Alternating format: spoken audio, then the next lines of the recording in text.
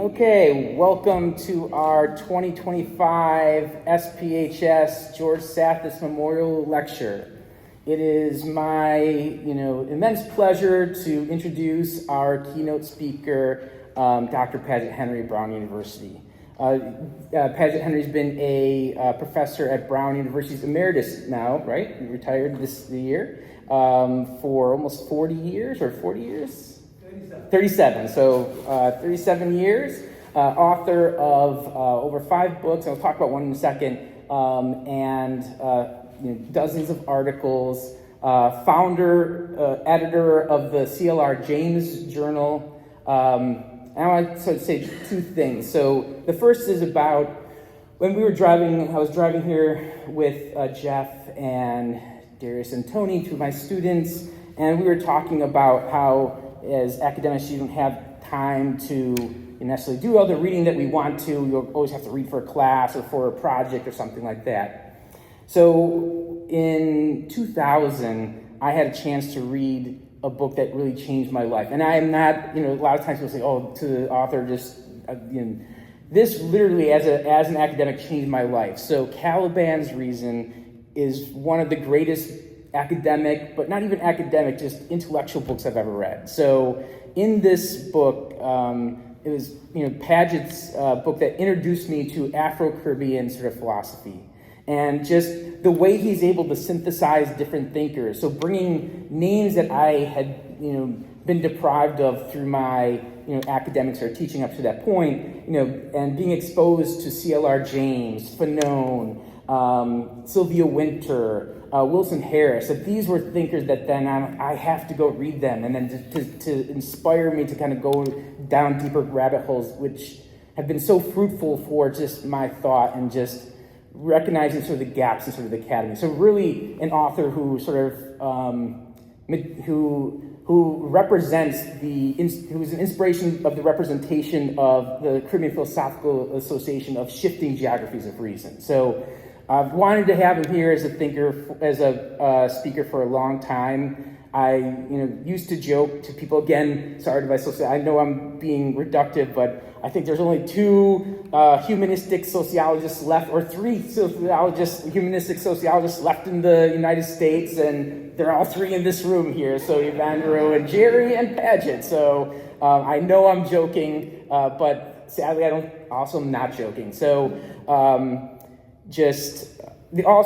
want to say Paget's also a real mensch, a wonderful person. When I was a graduate student, he hosted us at Brown University for the Phenomenology Roundtable. He and Lewis Gordon, were real sort of intellectual mentors for myself and a whole generation of friends of mine. And so I know I wouldn't be where I am and who I am without his sort of intellectual contribution. And and other part I love is just the story. So the one, I'll get him to tell instead of me, but I just remember him saying at one, we were talking about a rent at someone presenting a paper at a round table. It's like, oh yeah, I remember in undergrad and at the City University, I went across to see her give a talk in Melville, and she gave this talk in Melville, and I gave her my copy of CLR James writing on Melville. And so I think, he's probably the one who introduced her to CLR James and Caribbean kind of thought, and but such a real mensch. So it's my distinguished pleasure to welcome Paget Henry here. So,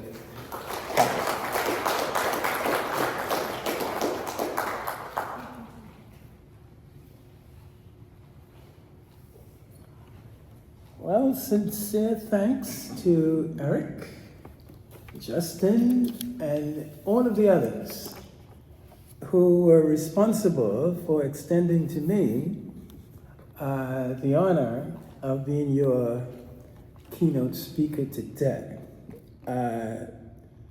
It's deeply appreciated, and it's really, really good to be hanging with Eric here, because most of the times that I've hung out with him has been at the CPA meetings.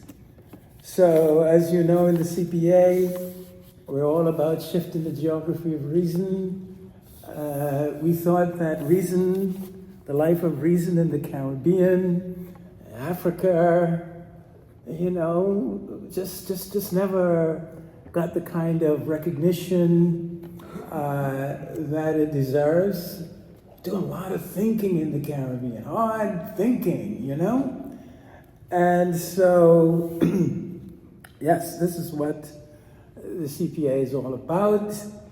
And certainly, the main reason, even though my training is in sociology, the main reason why I'm speaking to you as a philosopher is that we just had to do something about the absence of Caribbean philosophy from the academic arena.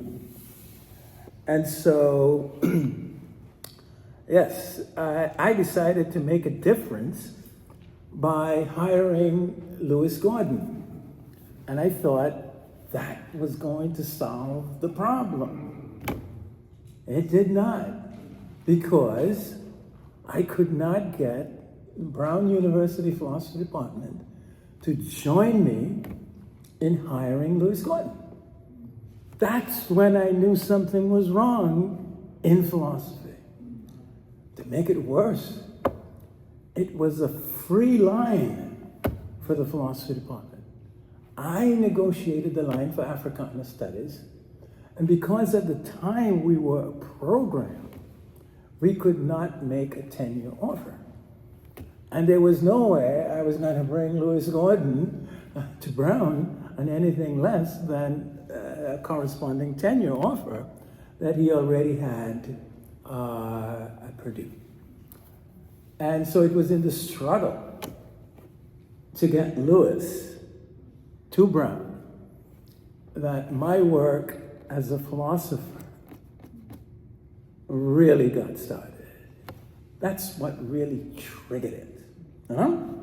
So I'm glad to be here today, and I hope that as I continue to shift the geography of reason, and today shifting the geography of phenomenology, that we'll have a good time, and that we will exchange some good ideas.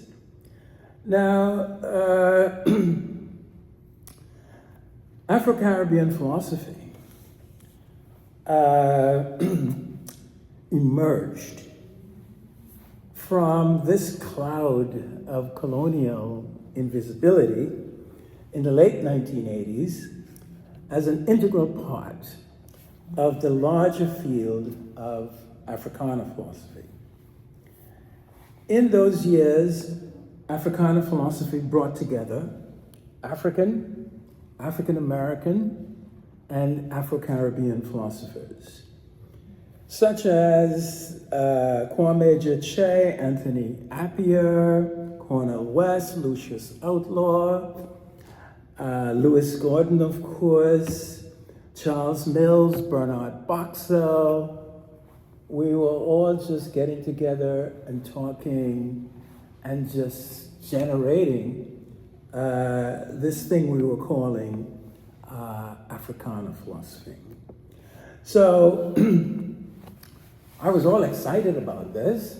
So when I became chair of Africana Studies, President Gregorian asked me, well, what are you going to do for the department? I said, I'm going to bring Africana philosophy to Brown, because it was not being taught in the philosophy department. And so yes, I'm going to bring it to Africana Studies and to Brown. That was my goal for Africana Studies. As I said, it turned out to be a lot harder than I thought. I thought that I could have remained a working sociologist and do this. No, I had to become a philosopher to make this change. And I've got to say, I've enjoyed being a philosopher. It's been fun. You guys are great. So yeah, it is in this context, this post-colonial, post-segregationist context, that we got the emergence of Africana philosophy. And, as a part of that, Afro-Caribbean philosophy. And an integral part of Afro-Caribbean philosophy was, of course, Africana phenomenology. Afro-Caribbean and other phenomenologies share certain basic features. Right? The most important for me is that phenomenology is a subfield of philosophy that is devoted to the self-reflectively produced knowledge about the self-creating and the knowledge-constitutive practices of all consciousness. In other words, Afro-Caribbean phenomenology is a discourse that is a discursive practice, rather, through which self-reflective descriptions of the constituting or world-constructing activities of the Afro-Caribbean consciousness are produced. However, as in the case of other phenomenologies, this knowledge is produced after the natural attitude of our everyday lives has been suspended or bracketed by some ego-displacing or ego-silencing technique. So, what happens when Afro-Caribbean and other philosophers silence or decenter our egos? And when I say the ego, basically I'm referring to the I, what you generally call your I, that I that you say you are. It is the displacing of that, right?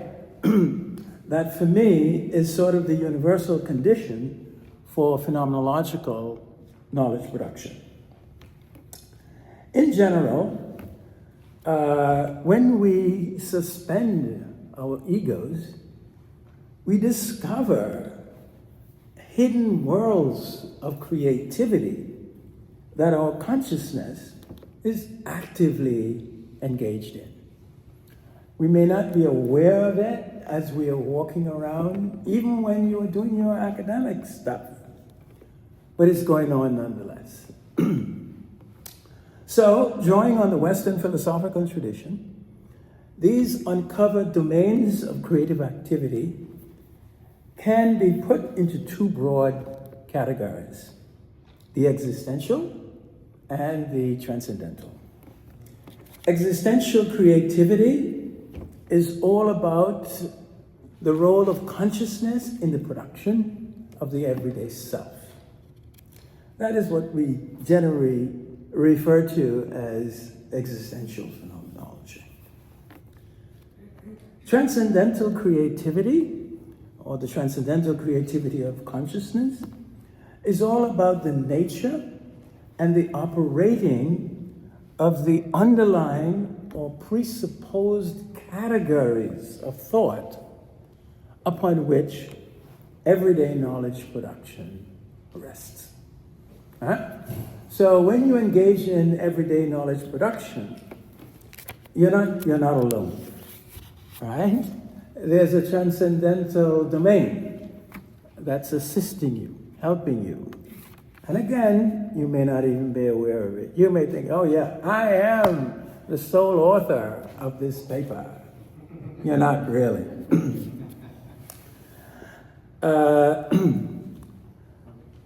So now these underlying categories of the transcendental domain, right, and the existential domain,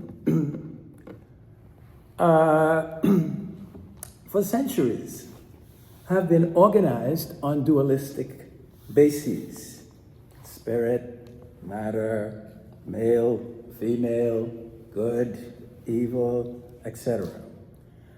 And for a long time, for example, in ancient Indian philosophy, they were referred to as the dualities.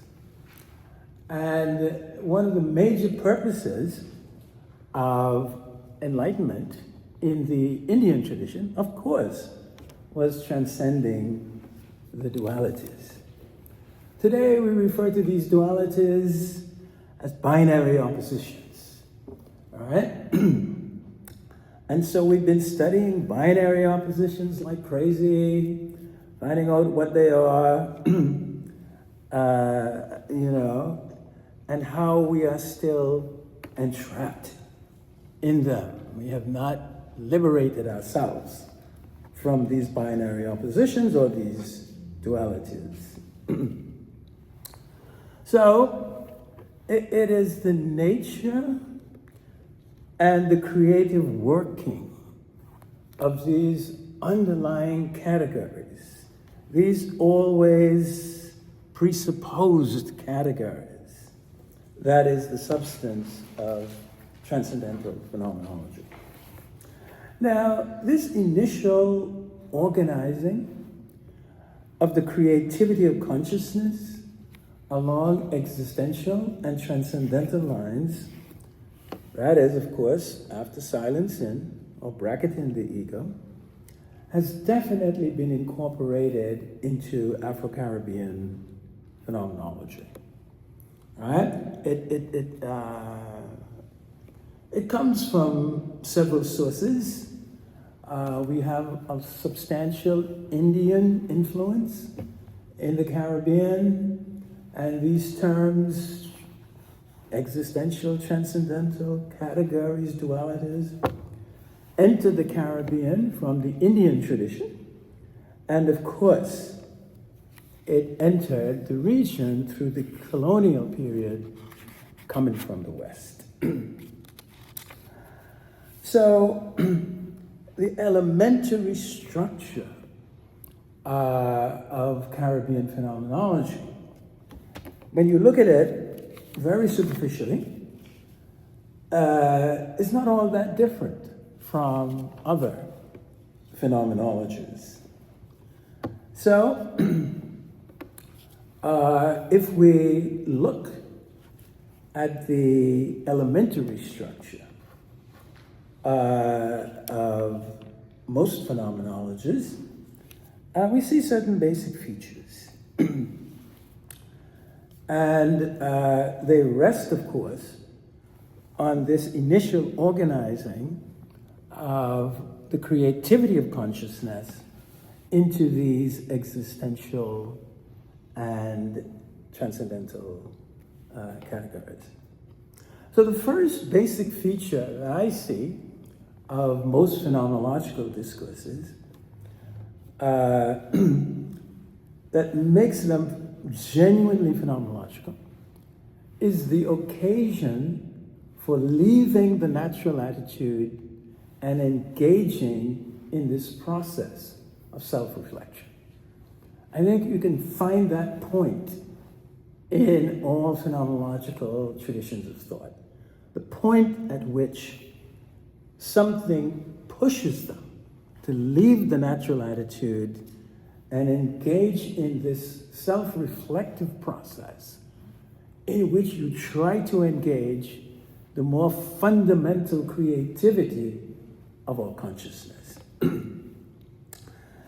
The second basic feature that I see of phenomenologies is that they all have a technique, a specific technique of ego silencing or ego displacing. All right? The third basic feature that I see is that most phenomenologies have a goal. I call it the ethical practical project, because it's usually a practical project of some kind of either inner transformation or outer transformation, and it usually has a very strong ethical bent to it. So when I look at phenomenologies, to me these are the elementary features of phenomenological discourses, right? The occasion for leaving the natural attitude, the specific ego silencing technique that enables you to leave the natural attitude, right?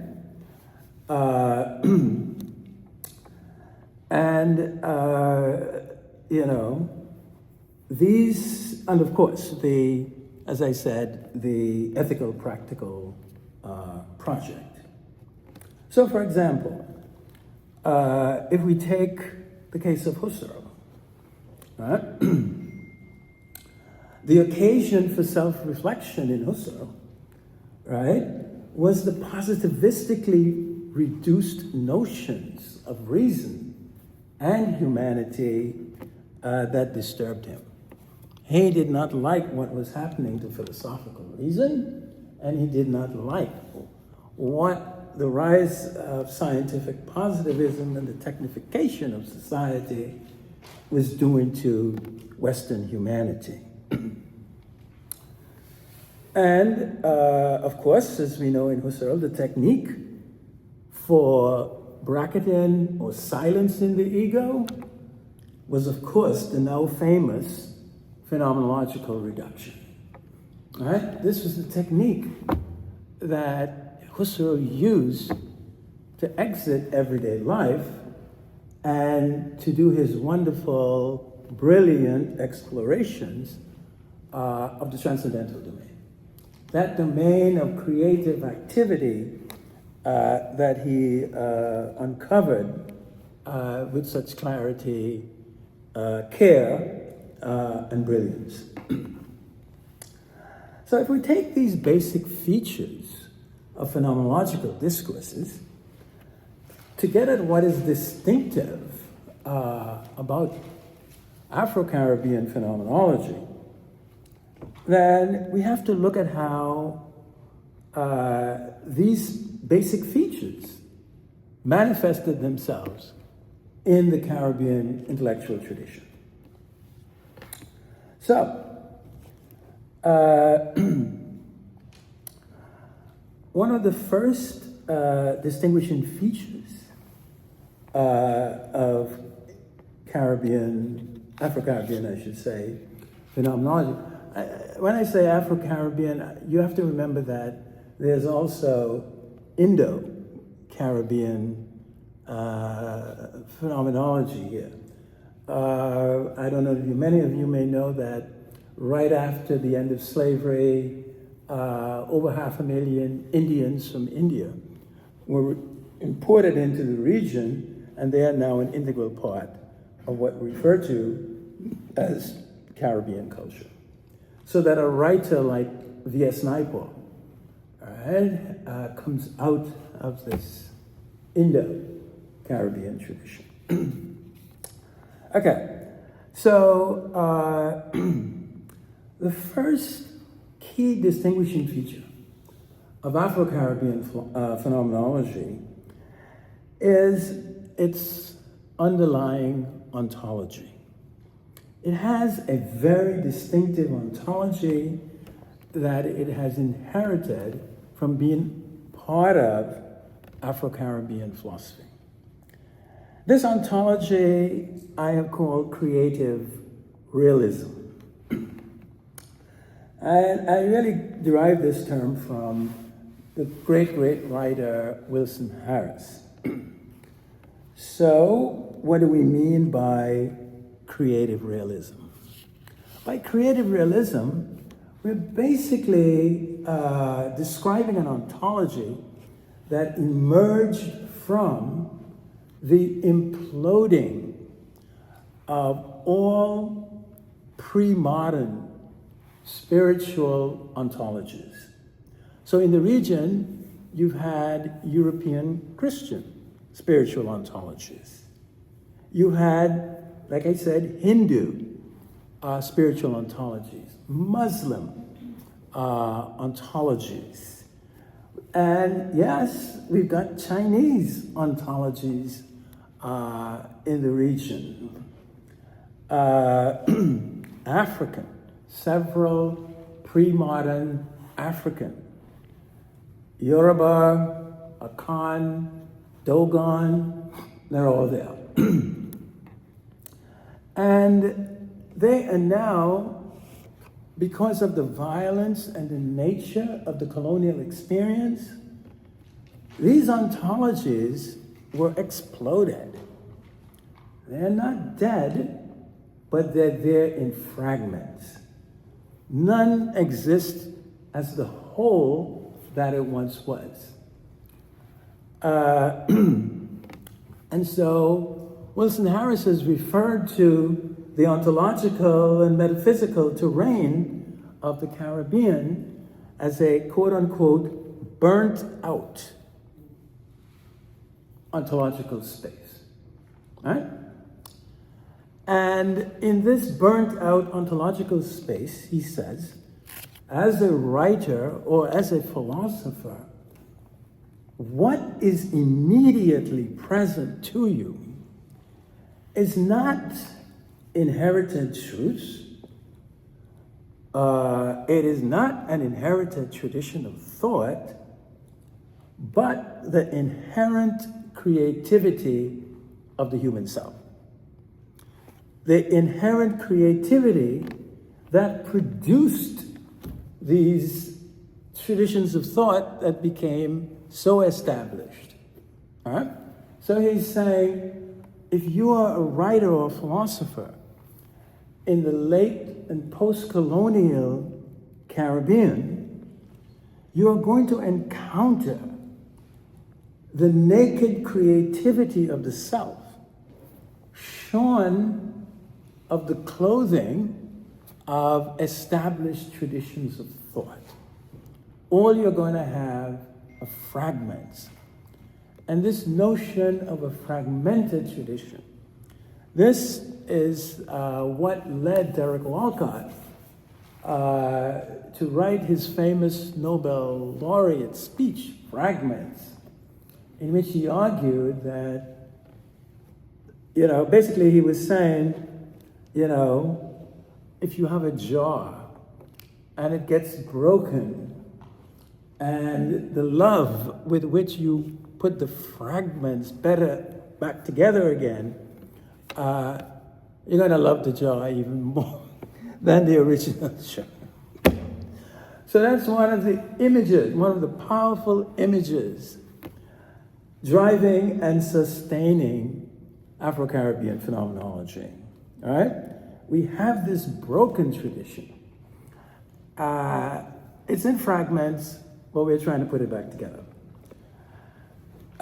So what is important here for us as an ontology is the fact that creative realism now, because it privileges the inherent creativity over any of its products, any of the great ideas, the great syntheses that it either inherited or produced, right? You don't get these grand systems of philosophy. No, all right? What you are going to get are a number of dialectical syntheses, which we will see in Sylvia Wynter.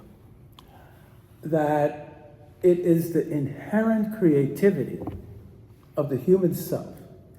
That is the most fundamental thing, right? That's the ultimate reality. In the late colonial and I want to call it post-colonial or neo-colonial, whatever, take your pick, period.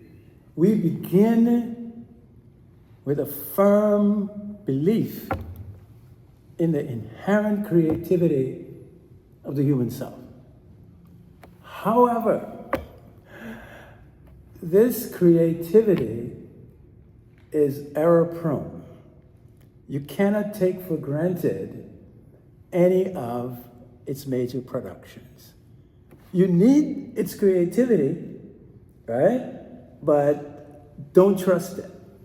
It's error prone. You always have to test it. Take it on a provisional basis, right? So this is this underlying ontology of the late and post-colonial period in the Caribbean of creative realism. It's one of the distinguishing features of Afro-Caribbean philosophy and Afro-Caribbean phenomenology. The second distinguishing feature of Afro-Caribbean phenomenology is, of course, its distinct occasion for leaving the natural attitude and getting involved in the process of self-reflection. Now, in the Caribbean, the occasion for self-reflection is definitely not the positivization of reason as in Husserl. All right? Remember, Fanon famously said, "When I walked in the room, reason walked out." So reason and its positivization is not the concern that triggers self-reflection in the Afro-Caribbean phenomenological tradition. Right? On the contrary, the occasion for self-reflection among Afro-Caribbean phenomenological thinkers, right, has been and still is the dehumanization of peoples of African descent through Western practices and discourses of colonialism and racism. In particular, the so-called discourse of the Negro, the negrification of African identities has been, I think, the primary occasion for triggering phenomenological self-reflection. Right? Why am I being dehumanized in this way? That question drives a lot of self-reflection in the Caribbean. The third distinguishing feature of Afro-Caribbean phenomenology, it has, in so many instances, a powerful set of symbols for representing the entry of this racialized colonial order into the Afro-Caribbean consciousness. Right?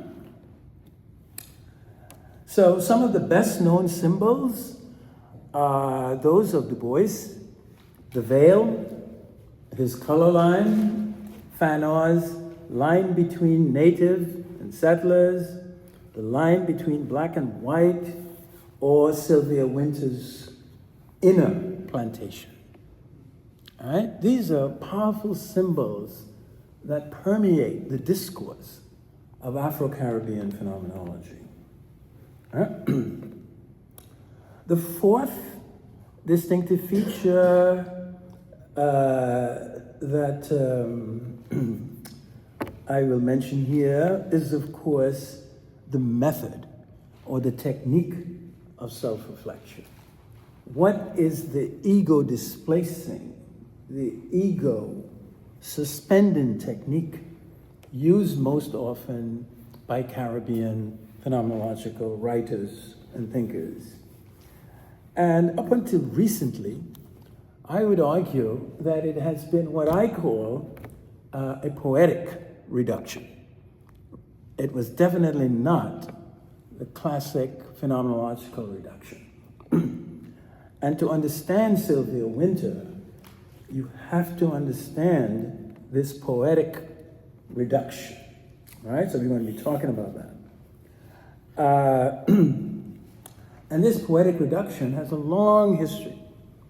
We find its roots in René Menil, Aimé Césaire, etc.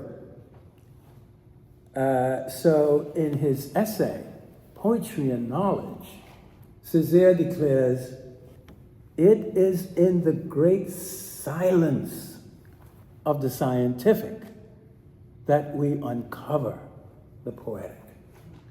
So again, this notion of silencing, you have to silence something to discover some other areas of creative activity. And so he senses and feels very strongly this tension between the scientific and the poetic. You have to suspend one to get to the other. Winter and a lot of others have inherited this from Césaire. So here the technique of ego silencing, ego bracketing, very explicit, you can't miss it. So the fourth and final distinguishing feature of Afro-Caribbean phenomenology that I want to mention here is, of course, its ethical practical project. And its ethical practical project is not the liberating of reason from its positivization. It is not the liberating of writing from its subordination to thinking and speaking as we find in Derrida. No, these are not the concerns. This is not the liberatory project that you'll find in Afro-Caribbean phenomenology. On the contrary, of course, it is the liberating of African identities from their stereotypical reduction in the discourses of the Negro. It's the undoing of the negrification of African identities. This is the ethical practical project that has dominated Afro-Caribbean phenomenology. Okay? All right. So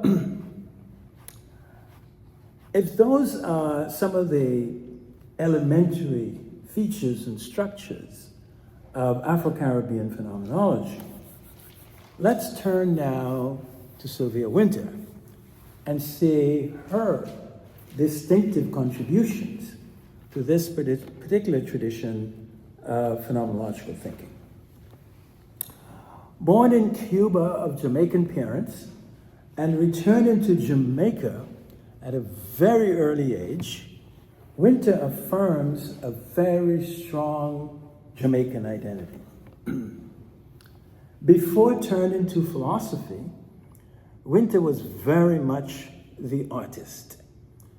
She was a dancer, amazing dancer, went on tours all over Europe as a dancer.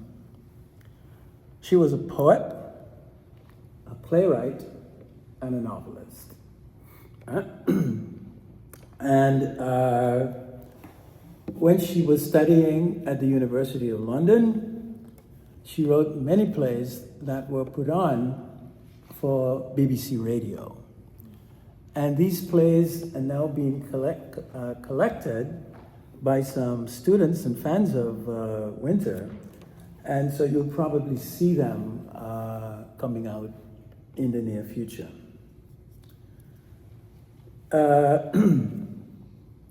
So she was very much the artist, very much the novelist. But this romance with literature, and in particular the novel, came to a rather abrupt end. And it came during the course of rereading Joseph Conrad's The Heart of Darkness. A work she had read many times before, but as she's maturing, she's rereading it, bingo, something hits. A question arose that she could not let go of. And the question was, how could this discipline of literature that I love so much, I've devoted my whole life to, I have attacked scientists in the name of literature. I mean, I have put down Paget sociology in the name of literature. How could this discipline that I love so much get me and my people so wrong? She really, I just like struck her in the face rereading this text. Yeah, this negrification of African identities, right? And the dehumanizing way in which negrification affected so many African peoples. This was the persistent question that changed Sylvia Wynter. Right?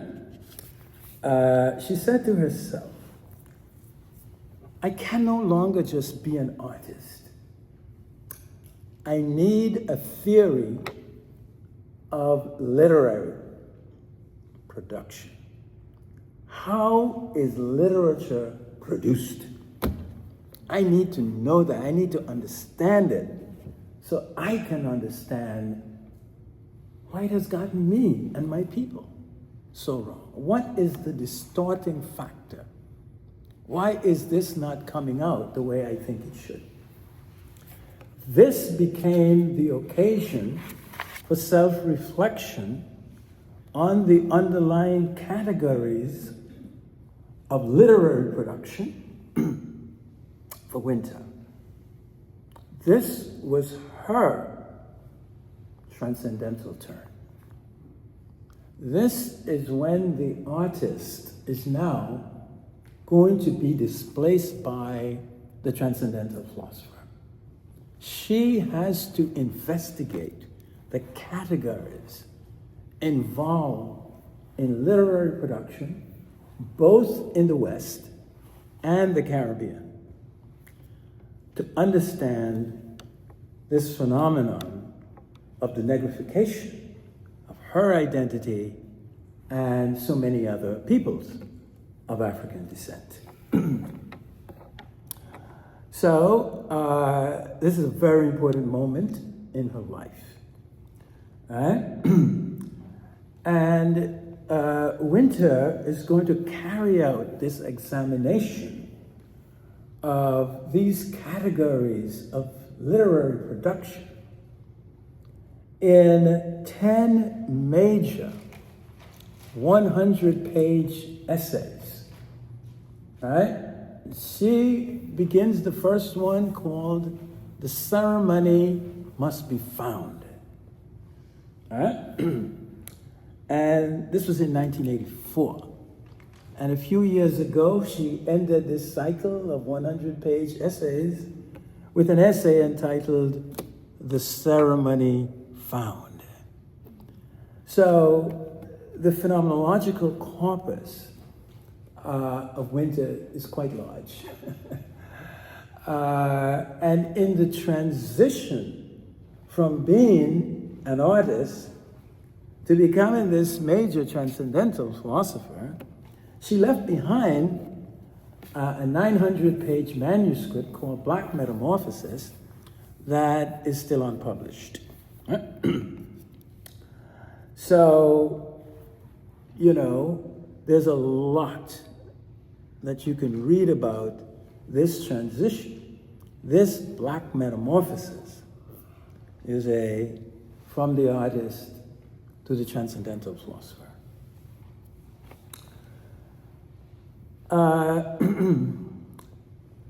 Now, what is going to be distinctive about this turn in Wynter?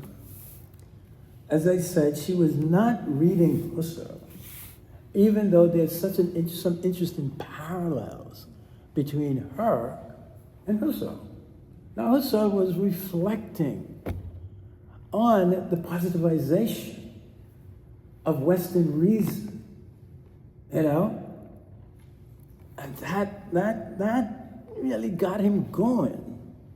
And here is Wynter now, reflecting on Western and African and Caribbean literature, disciplines that she was totally in love with. And there is something there now where she's going to conclude, I have to look at the categorical foundations of the Western and the Afro-Caribbean humanities and social sciences. And it is this look at these categories that Winter is going to carry out in these 10 100-page essays. And they're very dense, and you wish that she had written a book, you know? So I'm just putting like, but the book does not exist. So anyway, so this is the corpus that you would have to work with. And, you know, just to sort of really give you a guide, you know, and for understanding what I'm going to say. We talked a lot so far in this conference about constituting, how consciousness constitutes the object. And the theories, you know, of Schutz, Berger and Luckman, you know, all about typification, externalization, internalization. You're not going to find this in Winter. Her theory of how the object is constructed by consciousness, she draws on the tradition of two Chilean biologists. And they have been working on why self-organization occurs among animals and humans. And they called this process of self-organization autopoiesis. Right? That autopoiesis is an inherently creative activity. And so it gels very nicely with this underlying ontology of creative realism. And so Winter is going to argue that the negrification of African identities is the work of a process of autopoiesis. She's also going to argue that the construction of the coolie, the Arab fellow, the poor, the jobless, are also the work of this process of autopoiesis. And so here, drawing on Fanon, all of the people in this group that I just named, she referred to as the condemned of the earth. And it is the condemned of the earth that is going to become a major object of Winter's thinking as a transcendental philosopher. Why do we have the persistence of the condemned of the earth? Why are they always with us in the course of human history? What can we do to eliminate them? And, you know, this is Winter's challenge as a transcendental philosopher. She's no longer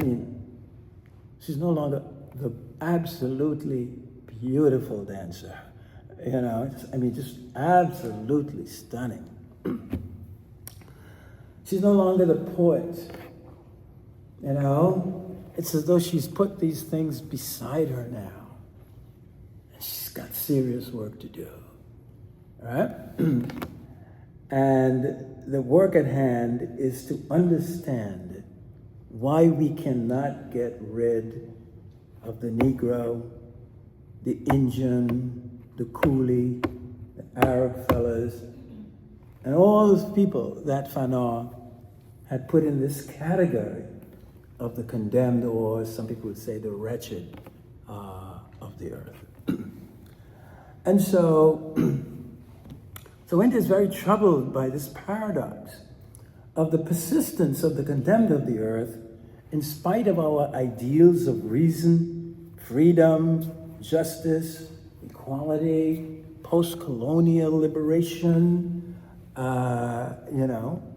And so this is the knot that she wants to untie. Now, what is interesting is that in the attempt to untie this knot, right, she turns to the transcendental level. She's read Marx, and she's going to engage in a sustained critique of Marx. So she's not going the economic route or the political economy route to explain the persistence of the condemned of the earth. Her basic hypothesis is that our categories for producing knowledge about the poor, the Indian, the Negro, the fellow, have been and still are dehumanizing discourses that systematically distort the identities of these groups of people. And we've got to get to these categories that are continuing to create these distortions in identifying the subjectivities of all of these groups of people. Right? In the course of exploring the transcendental domains, both of the West and the Caribbean, Winter is going to do a number of things. First, she's going to historicize the transcendental domain. The transcendental domain will no longer be a predominantly logically structured domain. She's going to semioticize it, and she's going to poeticize it. Right? So her transcendental domain is going to look very, very, very different from Husserl's transcendental domain. And this comes not because she was deliberately disagreeing with Husserl, as I said, at this point she had not read Husserl. This is her just letting her own creativity, when she suspended her ego and her own creative processes started to work, this is what came out.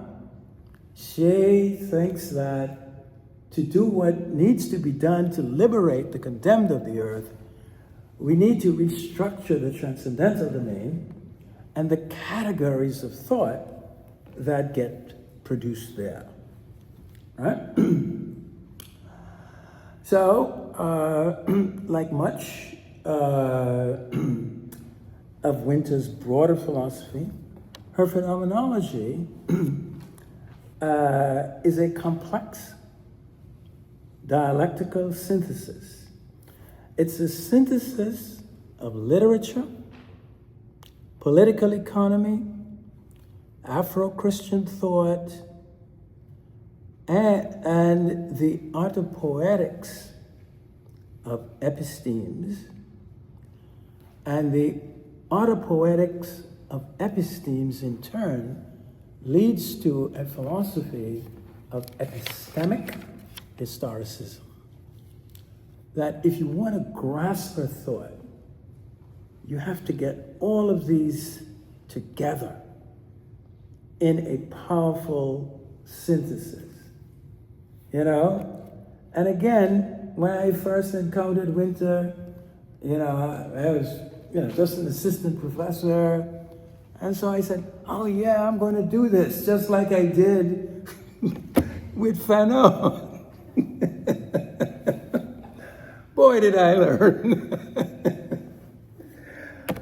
And what came out of wrestling with Winter's thought and having the pleasure of being able to talk with her on a regular basis, I just knew I couldn't do this. It was out of the question, right? And then it really struck me that these complex dialectical syntheses, it's the basic form of Afro-Caribbean philosophy. We see the synthesis in James, right?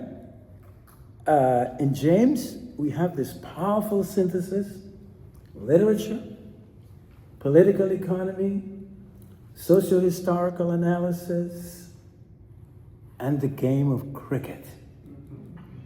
And the way James links cricket to theater, stroke of genius. Nobody has been able to reproduce that. Nobody, right? And it's the same quality you see in Winter. These powerful dialectical syntheses of very disparate discourses and disciplines that us normal people, we just can't do it. We just can't. It's just too much for us. But the major Caribbean philosophers, this is what they produce. As we were talking about Fanon, Fanon pulls together literature, political economy, the psycho-existential, the way he mixes existentialism and psychoanalysis, seamless, right? And of course you have all of these people, they are fighting. What's the difference between psychoanalysis and existential? All that stuff. There is a way they come together in Fanon. Yeah, you can try it. I tried. Right?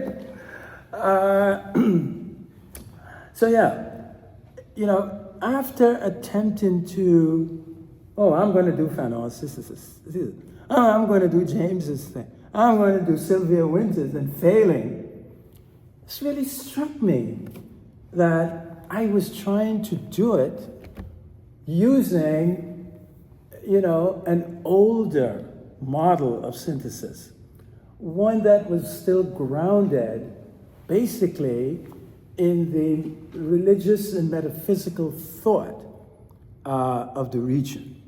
I was looking for some big thing to pull all of these things together, not realizing that these guys were just coming up with these syntheses.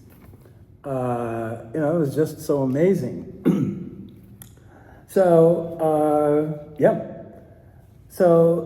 after trying and failing, that's what made me see so clearly that this is the form in which philosophy in the Caribbean has emerged. These powerful syntheses, right? So, if sort of, for example, Kamal Brathwaite, a great poet, historian. Kamal Brathwaite has a PhD in history, taught history for a long time at the University of the West Indies, but he's an award-winning poet, won the Booker Prize for poetry in English, everything.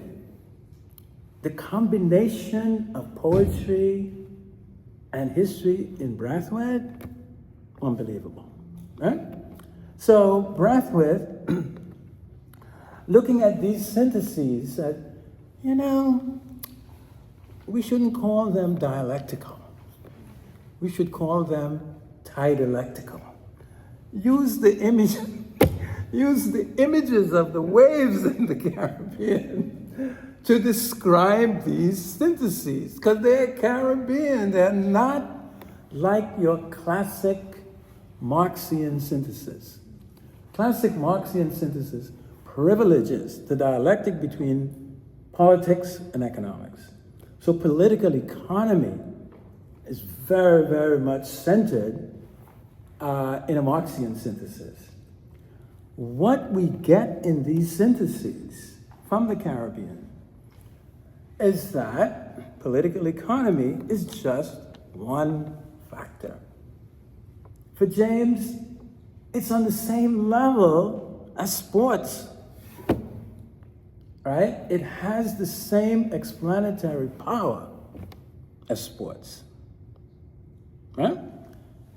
And let me tell you, he really makes a strong case, you know? So whenever I speak about these, I always say the Western author that I think comes the closest and the one that you might want to keep in mind to get a sense of the form of Caribbean philosophy is Adorno. The way in which Adorno synthesized literature, political economy, music, the way he integrated music into that complex dialectical discourse of his, it really, really is comparable to what James did with cricket, literature, political economy, socio-historical analysis, Fanon, and they're able to hold it together and make it work. Let me tell you, you can go through the whole Caribbean intellectual tradition. They remain in a category by themselves. Us ordinary mortals, you know, I mean, nobody has been able to repeat what James did between cricket and theater, and then linking this dialectic that he establishes between cricket and theater to political economy, social history. Nobody has been able to reproduce that dialectical synthesis. So that to me is the distinctive feature of Caribbean philosophy, and it all rests on this underlying ontology metaphysics of creative realism. Huh? Okay. So let me now turn a little. Okay, how am I doing on time? You have 10 minutes? 10 minutes? Okay. So let me just focus now a little bit more specifically on Sylvia Wynter, and so you can see where she fits in to all of this. Okay. As she made this transcendental turn, one of the first things she did was to engage in a sustained critique of Marxist theory, labor theory, of value. Her main concern is that while it captured the extraction of surplus value in the cases of white working classes of the West, it did not adequately cover the incorporation of the rest of the condemned of the earth into the global capitalist system. In her view, they were incorporated not as labor, they were incorporated as black labor, coolie labor, Indian labor, etc., under the broad category of quote-unquote native labor, and thus were ranked below white Western labor. And for her, there had to be this revision in Marxist theory, labor theory of value, before she could include it in her synthesis. Right? So that's the first thing that she does in a very sustained way. We're talking, like maybe 30, 40, 50 pages of sustained engagement with Marx's thing.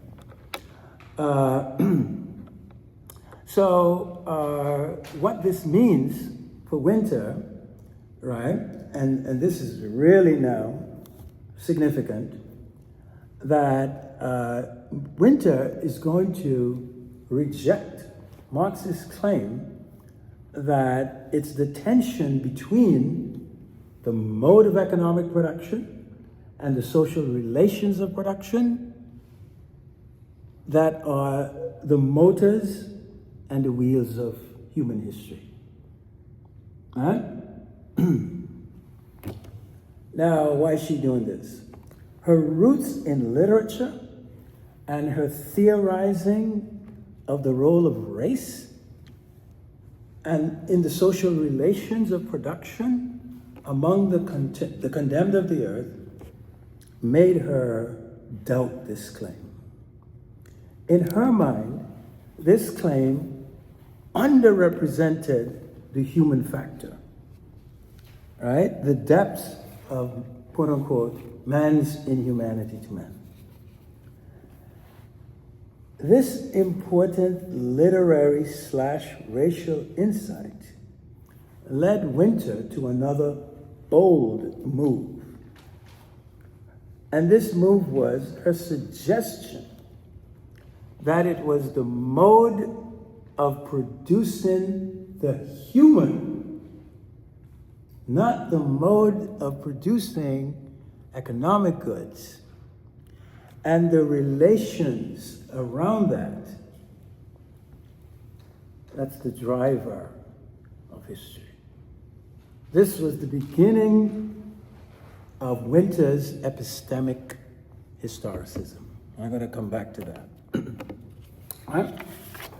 So, to understand this, we now have to come to her theory of the autopoiesis of social orders, epistemes, and what she calls genres of the human. These three things for Winter go together. And we have models of the human, types of humanity, what she calls them genres of the human. And again, it's not the struggle over the relations of production and the mode of production that Winter focuses on, right?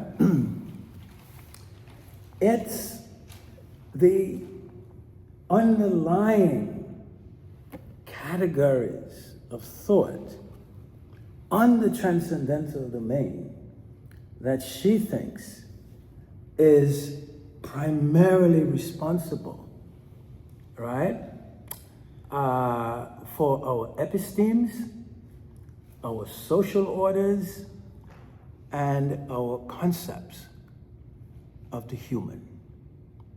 Right?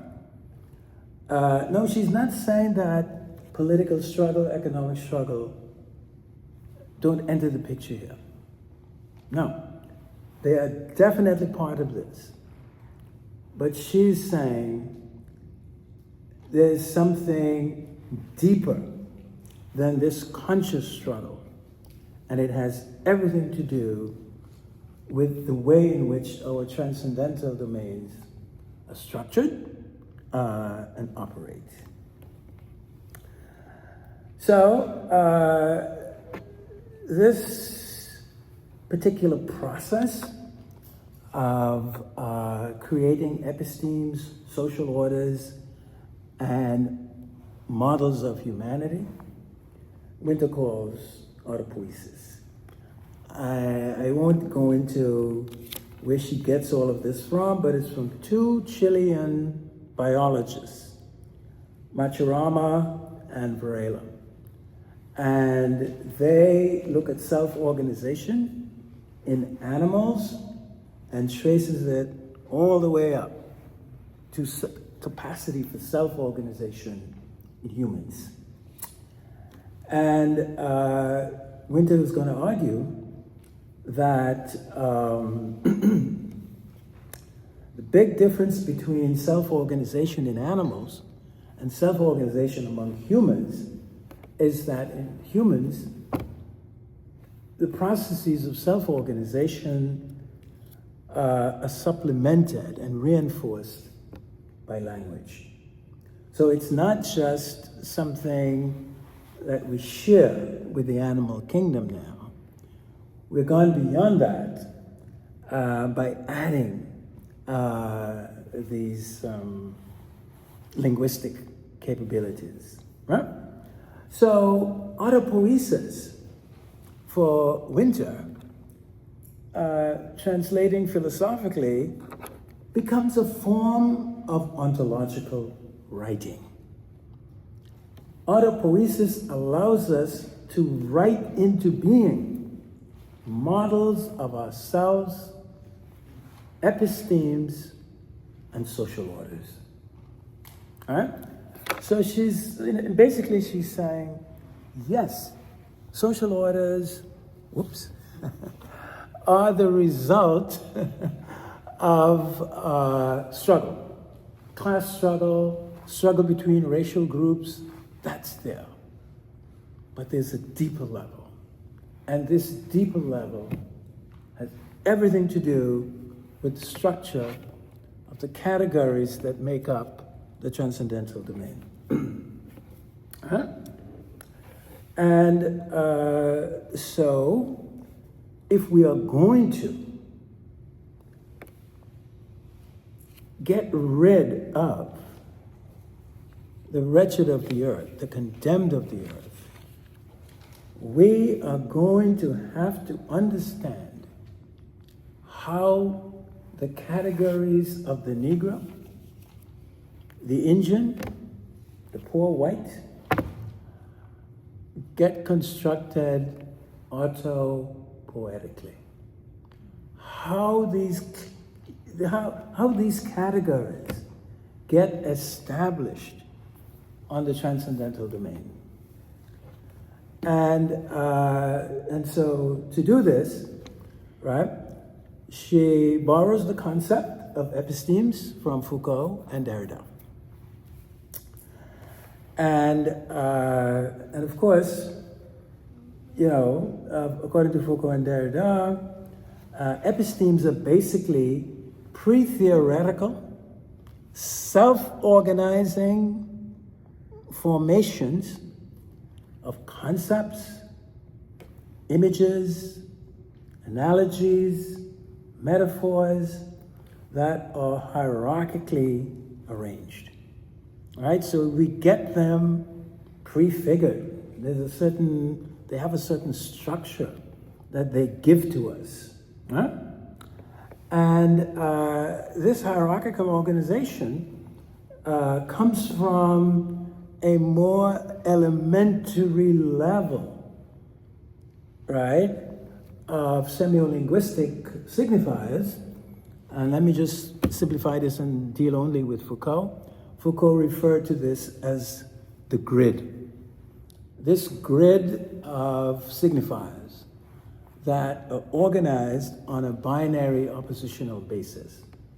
And what Winter is arguing is that the creativity inherent in the autopoietic powers of epistemes, they can manipulate this founding grid, right? They can take over what is on the grid and reorganize it according to their own codes and capacities to create. And this is how we get specific epistemes. This is why Winter can talk about a Western episteme, and she can talk about a post-colonial episteme. Right? And it is the formation of these epistemes autopoetically that she's really interested in. No, she's not saying that epistemes are not influenced by social processes. They're there, and that's why you get this powerful synthesis. This is why epistemes change over time, right? But in addition to that, she's saying, if you look at the way they change, how they persist, etc., you see that the social forces acting on them are not enough to explain their persistence and the way they influence our thinking. For her, we have no choice but to use all of our phenomenological skills to get to these autopoetically established epistemes, right? That they are there as part of the transcendental domain. The transcendental domain is not just logically structured. It is autopoetically structured and established. And to uproot autopoetically established categories is not the same as uprooting logically established categories. Two different strategies, two different methods of phenomenological self-reflection. Right? And so it is the priority that Winter gives to categories of thought that are autopoetically established. That is her distinctive contribution. I'll give you an image that might help to concretize this, because this is what came to me as I was reading this. Now, of late in the Caribbean, we've got these strange hurricanes. And these hurricanes come, and you could be sitting in your living room, and it's calm. But in the room next to you, there is, I call it a mini tornado, because it looks like a tornado. It spins and funnels, all right? And it's blowing things all over the place, all right? And in some cases, it will actually lift things up off the floor. And here you are, all hell is breaking out in the dining room, and you're sitting in your living room, chilling, you know? So I always thought of, okay, this is how epistemes operate. There are good epistemes, and there are bad epistemes, right? And the reason why I say this is that for Winter, what epistemes do to the transcendental domain is that they introduce what she calls founding categories and liminal categories. Every episteme, she says, has a founding category, right? So the Christian episteme, a founding episteme, well, of course, it's Christ and the church, right?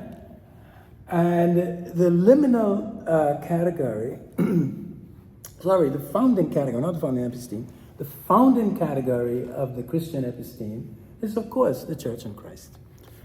The liminal category, because epistemes also have this binary structure, right? And the liminal category represents the opposite of the founding category. It's what the episteme cannot take in. That if it was to take it in, it would implode the episteme. It would have to rework itself. So the episteme has a code, an internal code that it defends. All right? It's going to defend this code from anything that's going to upset it. And so Winter is here influenced very strongly by Baudrillard. But I can't remember which essay of his, he had this statement: you cannot fight the code, you cannot overthrow the code with revolution. Right? It's of a different order. And I think that's one of the things that Winter really learned from Baudrillard. And so for her, autopoetically established epistemes, they come with an internal code that they have the capacity to defend. And their capacity to defend these codes make it very difficult to uproot them by political struggle. Huh? So this is Winter's transcendental domain. And, so the question is, how do we liberate the condemned of the earth? And she's saying, what we have to, in addition to all the things about political struggle, economic, all of that stuff, right? We have to uproot the workings of founding categories and liminal categories. Founding categories distort. They distort because anything that's put in the founding category, the value gets inflated because it is seen, or at least is interpreted, to be supportive of the episteme. Remember, there's this internal battle going on inside the episteme. This is an autopoietic structure. It's almost living, It's not biologically living, but it's semiolinguistically living, right? There's this battle going on inside the epistemes. And so anything that is seen as analogous to the founding category, its value gets inflated because it is seen as contributing to the survival of the episteme. The liminal category, on the other hand, is being interpreted as the ultimate threat to the episteme. So anything that gets put in that category is devalued, deflated. And so this is how Winter accounts for the condemned of the earth. She's saying that African people have been liminalized. They are being read by Europeans through their liminal category. And read through their liminal category, they must be seen and interpreted as a threat to the founding category of the Western episteme. And this is the dynamic that has to be disrupted, right? So here we have a transcendental analysis of oppression, of stereotypical redefinition, right? And the only way for Winter to get to the bottom of what she sees as the root of it, yes, political struggle, you need to organize, form political parties, form trade unions, and stuff like that. But you cannot defeat the code of the episteme with trade union organizing. Right? You have to do phenomenological work and transcendental phenomenological work. This is Winter's transcendental phenomenology.